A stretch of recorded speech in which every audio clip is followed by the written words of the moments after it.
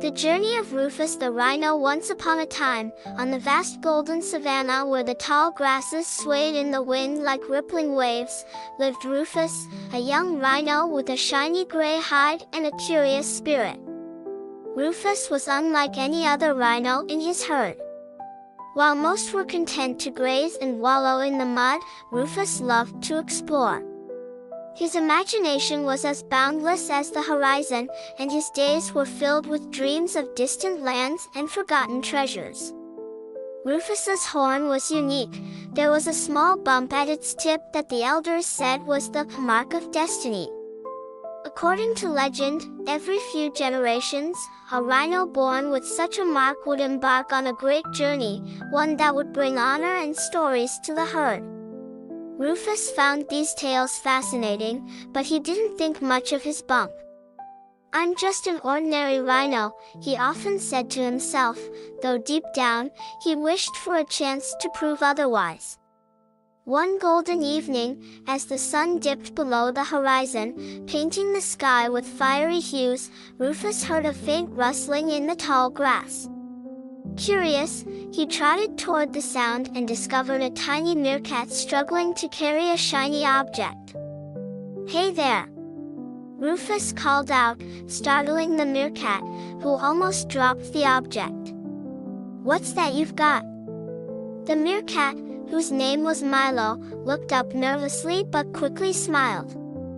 He held up the object, a small, round mirror that reflected the golden glow of the sunset. "This," Milo whispered excitedly, "is part of the map to the treasure of the great elephants." Rufus tilted his head, intrigued. "Treasure? What treasure?" Milo's eyes sparkled as he explained. "Long ago, the great elephants of legend hid a treasure deep beyond the Whispering Hills. They left clues scattered across the land, and this mirror is one of them. But I can't do it alone. I need someone strong and brave to help me. Will you join me, Rufus?" The idea of leaving the familiar savanna both thrilled and frightened Rufus. Yet, the call of adventure was too strong to resist. "I'll go," he said firmly. Milo beamed, and the two agreed to set out at dawn.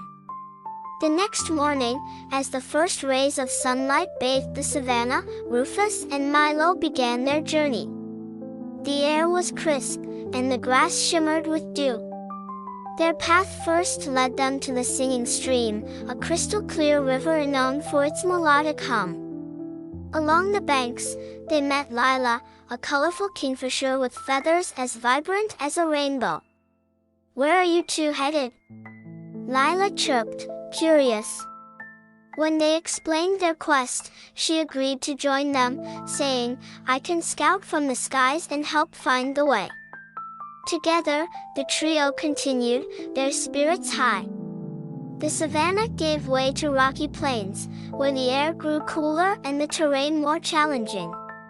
Along the way, they encountered a family of gazelles who warned them about the stone maze, a treacherous labyrinth that lay ahead. Undeterred, Rufus led the group into the maze. The stone maze was a confusing tangle of jagged rocks, where shadows played tricks on the eyes. Lila's sharp vision proved invaluable, spotting paths hidden beneath overhanging stones. Yet, as they ventured deeper, a sudden sandstorm swept through, filling the air with swirling grit. The storm was fierce, but Rufus's thick hide and sturdy horn shielded Milo and Lila, allowing them to press on. When the storm passed, they found themselves at the edge of the Whispering Hills. True to their name, the hills seemed alive with soft murmurs, as if the wind carried the whispers of long-forgotten secrets. At the base of the tallest hill, they encountered Elder Toko, an ancient tortoise with a shell that glimmered like polished stone. Elder Toko was the guardian of the hills, and to proceed, the trio had to solve his riddle. I speak without a tongue, move without legs, and carry stories from afar. What am I? The group huddled together, pondering the riddle. Milo suggested a river, while Lila thought it might be the wind. Rufus, deep in thought, suddenly recalled the singing stream and its melodic hum. "It's an echo," he exclaimed. Elder Toko nodded, his wise eyes twinkling. "You are correct. Proceed with my blessing." As a reward, Toko gave them a glowing stone that emitted a soft, warm light. "This will guide you through the darkest times," he said. The journey grew more perilous as they climbed higher into the hills. The air was thin, and the paths were steep and narrow. They faced fierce winds and chilling cold, but the glowing stone provided both light and warmth, bolstering their spirits. At last, they reached the heart of the hills, a hidden valley surrounded by towering cliffs. In the center stood an ancient baobab tree with roots as thick as elephant trunks. Beneath its roots lay the treasure, a chest filled with golden leaves, sparkling gems, and relics from a bygone era. As they admired their find, a shadow fell over them. A rogue leopard, its golden eyes gleaming with greed, emerged from the bushes. It snarled, ready to pounce. Milo and Lila froze in fear, but Rufus stepped forward, his horn glinting in the light of the glowing stone. "Stay behind me," Rufus commanded, his voice steady. The leopard lunged, but Rufus met it head-on, using his strength and courage to protect his friends. The battle was fierce, but the leopard eventually retreated, defeated. Breathless but triumphant, Rufus turned to his companions, who cheered and hugged him. "You're a hero, Rufus!" Milo exclaimed. Lila added, "Your bravery saved us all." Together, they carried the treasure back to the savannah, where they were greeted as heroes.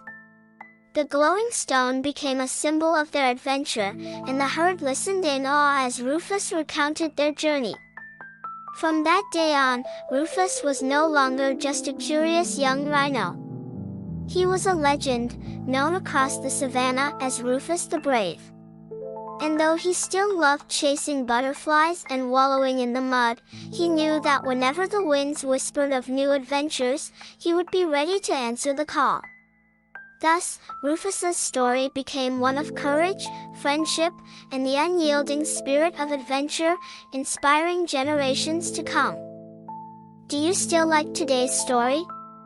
If you like, please remember to subscribe to this channel and click the like icon. You can receive notifications and hear the latest stories as soon as possible. Good night, my baby.